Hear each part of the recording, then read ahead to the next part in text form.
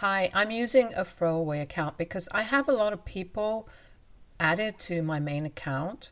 So I'm in a bit of a pickle right now because of something that happened a few days ago. And my husband has stopped speaking to me because of what I said. For context, my husband, I'll refer to him as Frank, and I have been married for 3 years. He's 33 and I'm 30. We dated for 2 years before that. This is my first marriage, but my husband has been married before. Interestingly enough, his ex-wife is still a part of his life because my mother-in-law is pretty much a demonic creature and hates me because she thinks that I'm the one who took away her son from her dear little daughter-in-law. Or maybe I should say ex-daughter-in-law, which is something that she is still mad about. My husband's ex-wife, we'll refer to her as Sandra, was his high school sweetheart. She moved in next door with her family when he was in high school, and since they spent a lot of time together, they ended up falling in love.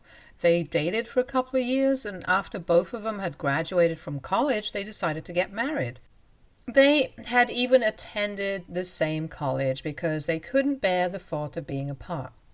After they got married, they had one good year before things started falling apart for them. Sandra had chosen to be a stay-at-home wife, but unfortunately, Frank had just started working and he wasn't earning enough to support both of them and pay all the bills. But Sandra was determined to be a stay-at-home wife because she thought that it was a better lifestyle for her. The problem was that there wasn't much to do around the house, so Frank would tell her that she was just wasting her time and his money, so she needed to start looking for a job. That's how the fighting started, and then instead of trying to fix things between them, my mother-in-law, let's call her Karen, decided to make things even worse for him. She planted the idea that having a baby would solve all their problems in Sandra's head, and that stupid woman actually believed her. She started insisting that they have a child so that it would solve all their problems and they could return to their state of marital bliss. But of course, Frank, like any other normal person, was against that idea. Because for starters, they barely had enough money to cover their own expenses. A child would just make matters worse for them financially. They could simply not afford to have a kid at that time. And secondly, he was still relatively young and hadn't even hit 25 yet.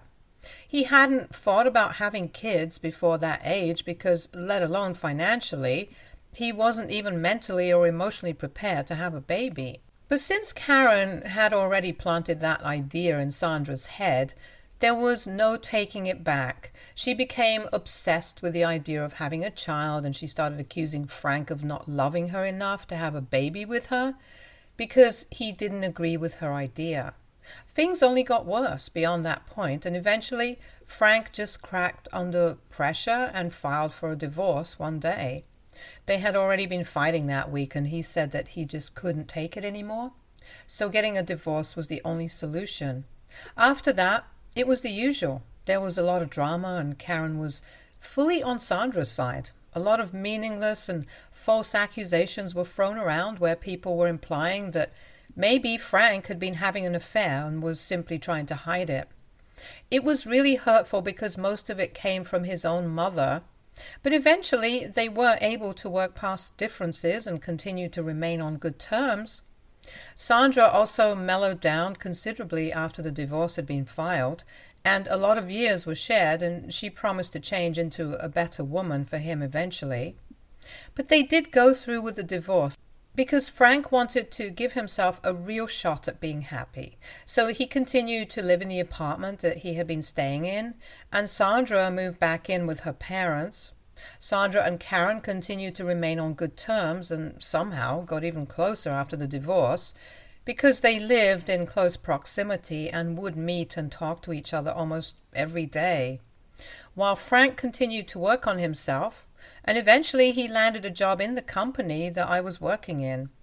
By the time I met him, he had already been divorced for a couple of years. I met Frank for the first time on his first day of work, and that would be around 2.5 years ago. He sat at the desk opposite to mine, and we weren't friends for the first few months, but then he struck up a conversation with me one day, and we ended up becoming really good friends. Then he asked me out, and I said yes. Since then, we've been together, and things were smooth sailing at first. I always knew for a fact that his mother was never going to like me. He had told me that she had some weird unresolved issues, and had told me how she treated Sandra better than she treated him, which was given that he was her biological son, and she was just her daughter-in-law. He had told me everything about his first marriage and how it fell apart, and I empathized with him. I thought that it was really sad. And even before I had met his mother, I prepared myself mentally, and I knew that she was not going to like me because she was apparently still holding out that Frank would go back to Sandra. And I was standing in the way of that. At least that's what she thought. So I had no expectations the first time that I met my husband's family. His father and his sister were relatively nice, but just like I had expected, Karen was cold, and she didn't even try to hide the fact that she wasn't on board with this relationship. Even though Frank had taken his time and hadn't introduced me to his family until we had completed almost 10 months of our relationship. His mother had known that he was dating me, but even then, when she met me, she made it very clear that I would never be welcome in the family. And to be very honest, I didn't really care for it. As long as Frank was on my side, I didn't care what his mother thought of me, especially given the fact that I knew and was aware of a weird equation with her ex-daughter-in-law. I thought being in a position where she didn't like me would be still better than being the second Sandra or whatever. So anyway, I knew about his first marriage and his mother's relationship with Sandra. I had also known about how in love the two of them had been in the initial stages of their relationship. I didn't think that at any point they could do anything to shock me even further. But then, after the first time that my husband introduced me to his family and brought me home, Sandra and Karen decided to team up against me. So after that, every family event that I would attend at Frank's girlfriend's, Karen would make sure to invite Sandra because she was part of the family. I knew that they were just trying to get into my head and were waiting to see how long I waited before I cracked and threw a fit about Sandra being present at the family parties and gatherings, but little did they know that I had already prepared myself for this and I wasn't going to let it bother me. As long as they were not actively getting in my way, I didn't care. I knew that they were trying to play mind games with me, but I wanted to know that I wasn't the kind of woman that they could just intimidate and get rid of. So for the years that I was dating, Frank and Sandra would be present everywhere, and he and I would just ignore her and would even laugh about it once we got home because we knew that this was not the reaction that either of them had expected. This went on until we got married, and neither of them ever had the courage to actually come up to me and say anything. They would just stand in corners and lurk while shooting nasty looks at me and Frank just because we were not playing into their hands and giving them the reaction or the outburst that they wanted. Then Frank and I got engaged, and even after that, things were pretty great for us. It only started getting bad once we actually got married. Of course, Sandra was not invited to either the engagement party or the wedding because Karen was not in charge of the guest list there. But after marriage, most of the events and holidays were held at Karen's house. Be it Thanksgiving or Christmas or birthdays, anniversaries, Sandra was always invited. After our marriage, however, instead of just glaring at us from a distance, they started actively picking on me. It started off small and insignificant. They would just maybe make a remark or make some backhanded compliment about something that I was wearing or the way that I had done my makeup, and then they would erupt into giggles like a bunch of high school girls. That was pretty easy to ignore because it really didn't make a difference to me if they didn't like the way that I dressed or the way that I did my makeup. Their opinions on anything didn't matter to me, so it was very easy for me to ignore them at first. But then they started getting bolder with their insults. They would say things to imply that maybe Frank had made a mistake by marrying me because now he would have to get used to doing household work on his own because I would never have the time. I had been promoted over Frank a couple of months ago, and that's what they were making fun of, trying to emasculate my husband, saying things like they knew that I wore the pants in the family. It was orthodox and narrow-minded of them, but I didn't expect any better from them either. They would also say certain things like Frank had screwed up by letting go of Sandra because at least he would have made sure that they had a family of their own by the time he was in his mid-30s. But unfortunately, I would never be able to give him that because apparently I was too old to have kids now. Honestly, I don't even think that's true because I've heard of plenty of women who have successfully and easily given birth after 30 and sometimes even after 35. They would bully me for the strangest things, and even though I would try really hard not to let their words get under my skin, it was becoming more and more difficult to let things slide since they were getting worse. Not only were they making fun of my appearance, but they would also mock things that were out of my control as well, like me getting promoted over Frank and the way that I had not been raised well enough to know anything about being a good wife, and that Frank had really lost by letting go of Sandra. They would say all this right to my face, and Frank never said anything about it. Earlier, when Karen would invite Sandra to all the family events, it would never bother me because they would never actually say anything. And I knew that whatever games they were trying to play with us, we were winning it. So before we got married, it had never bothered me, and for a couple of months, even post-marriage, it didn't get under my skin the way it used to after that. But after one point, it was just too much to take. And I had reached a saturation point with all of this. So last year, towards the end of the year, after we had our Christmas dinner at Karen's house, I decided to have a talk with Frank regarding his mother's behavior. I knew that the way Sandra behaved was out of his control, so there was no point in talking to him about that. And I didn't even blame him for it. But the one thing that he could do was talk to his mother and tell her that he didn't appreciate the way that the two of them were treating me. I knew that cutting her off was not going to be possible because cutting her out of our lives would mean that he would never be able to visit his father again. And his dad was a nice man, but due to unfortunate circumstances, he was wheelchair bound and he needed Karen to take care of him full time. He could move him in with us, and we had even suggested that a couple of times, but his father preferred to stay with Karen for obvious reasons. She might not be a great mother, but she was a good wife. So cutting Karen off was not even on the table. The only thing that I could expect Frank to do was promise me that he would talk to her and tell her to lay off of me. Last Christmas, Karen and Sandra had given me an especially hard time and had been pretty much at their worst.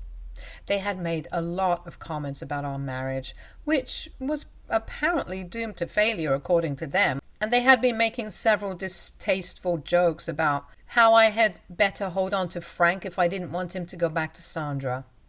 It had made everybody at the table uncomfortable and had annoyed me to no end. So that day I decided that I was finally going to talk to Frank and tell him to put an end to this. I could have said something for myself, but all my life I have been told that I have a tendency to take things too far, and even as a child, sometimes I would say hurtful things during fights and stuff. So I didn't want to say anything that would ruin Frank's relationship with his mother. But then that would also ruin his relationship with his father, and I didn't want to be held responsible for that. And that is why, so far, I had kept my cool and not dignified any of their jibes at me with a response. But after that day, I had had enough, and somebody needed to put an end to this. I had expected Frank to stand up for me and say something, but when he hadn't done it on his own, I thought that I could just nudge him in the right direction and he would tell his mother to lay off. But when I sat him down to talk to him about this, he didn't even try to entertain the discussion and said that he was not interested in getting caught up in family drama. To be completely fair, I didn't think this was just family drama or even drama at all, because this was actually getting on my nerves now, and they were insulting me. So as my husband, he should have at least tried to intervene, and I shouldn't have even had to talk to him about this.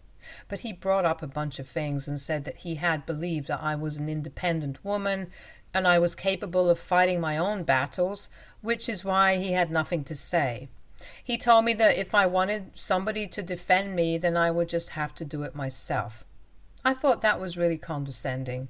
And I remember telling him that day that I didn't have a problem with defending myself and standing up to them, but then it could quite possibly ruin his relationship with his mother, and then he would never get to see his dad again. So he said that I could just choose not to attend these family gatherings. But even that was not an option because I didn't want to come off as a coward. And when I said that, the next time Sandra and Karen picked on me and made unwelcome remarks about me, I would just hit back at them. But as an afterthought, Frank told me not to do that, probably because he didn't like the sound of me taking things too far, and he was scared that he wouldn't be allowed to see his dad again if I offended his mother at an extreme level. However, he also stuck to the fact that this was just a family drama and he didn't want to get involved in this. But I had been putting up with Karen and Sandra's behavior for months and had stayed quiet for so long that I was not willing to do it anymore. After a lot of arguing and shouting, we came to the conclusion that I could just sit out the next couple of family gatherings. He would cover for me and make some excuses like maybe I was too busy to show up. Of course, that would only fuel their hatred against me and give them something more to talk about, but that was a risk that I was willing to take. So after the discussion, we decided on a common conclusion that worked for both of us, and we went through with it. For the past couple of months, I have not attended a single family event, and it's been pretty great. Frank and I never really had any problems as such, apart from the equation with his mother. And since I was not attending any events or gatherings, we had pretty much forgotten all about it. But then, recently, came back home a couple of weeks ago and he told me that his parents were celebrating their 35th marriage anniversary.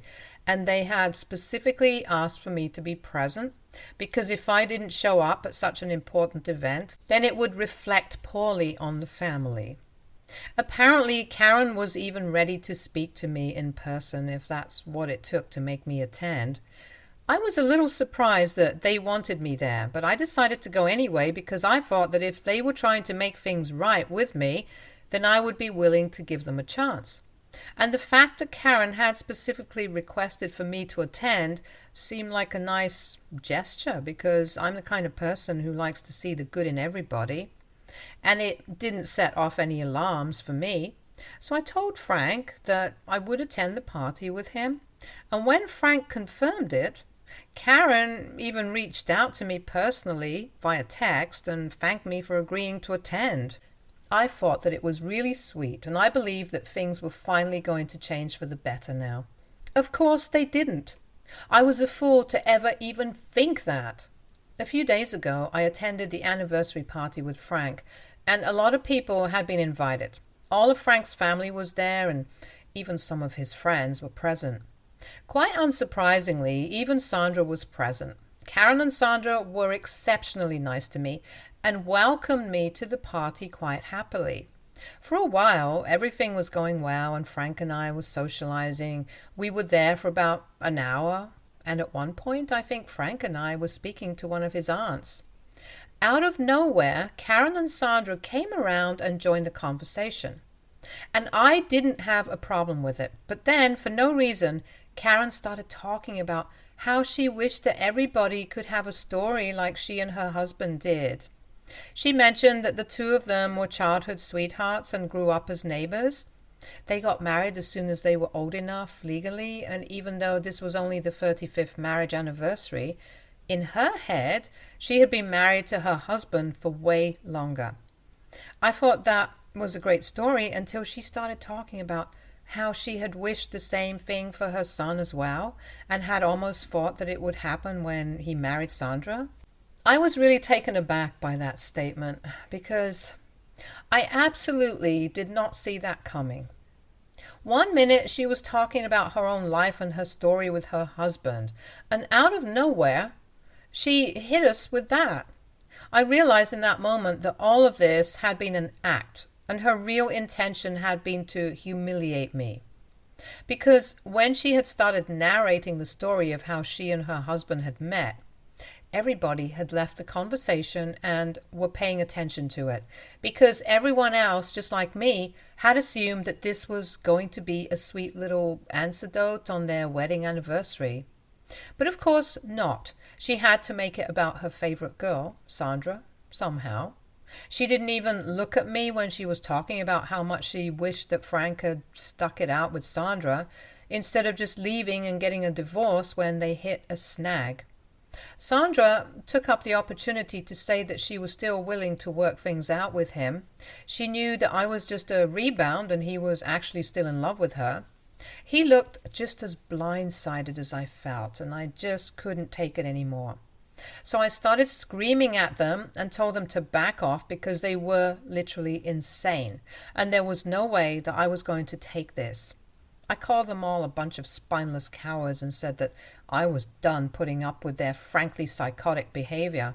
I called my mother-in-law crazy and said that she needed to get herself checked because it was very obvious that she had deep-seated mental issues and she needed to be committed to an institution because, in my opinion, she was beyond help. And if she really loved Sandra so much, she should have just adopted her. As for Sandra, I told her that she was literally the most pathetic and vile creature I had ever had the misfortune of coming across in my life. And I guess I should have just left it at that, but I also just had to say something to my father-in-law.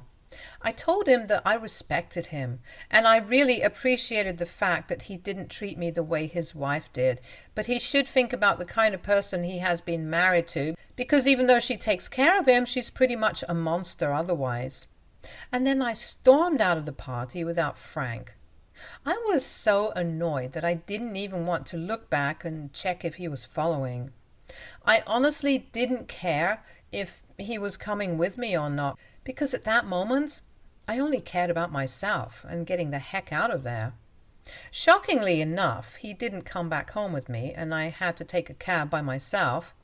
He only came back about half an hour after I was home, and when I confronted him about what the heck he was up to for so long, he snapped at me and told me that he was cleaning up the mess that I had made. He told me that he had to apologize not only to his parents but to all the guests that were present there because of my outburst.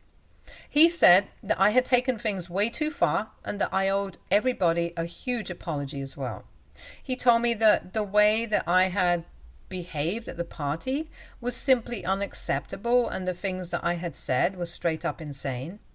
Apparently he believed that I should have saved it for another day instead of ruining their anniversary party and having a breakdown in front of so many guests. So we got into a massive fight because I thought that it was all really unfair of him to pin the blame on me when this whole mess could have been avoided if he just had the courage to confront his mother and tell her to shut up. Instead, he had allowed Karen and Sandra to hang on me and bully me for the past 3 years. And all that was just because he didn't want to get involved in family drama, even if my honor was at stake. I thought that it was ridiculous of him, and quite frankly, very selfish. So I told him that he was being a horrible husband right now, and that's how the fight escalated. We haven't been speaking to each other for the past couple of days, and it's been awful. I don't feel like I need to apologize, but I do feel bad about this whole situation.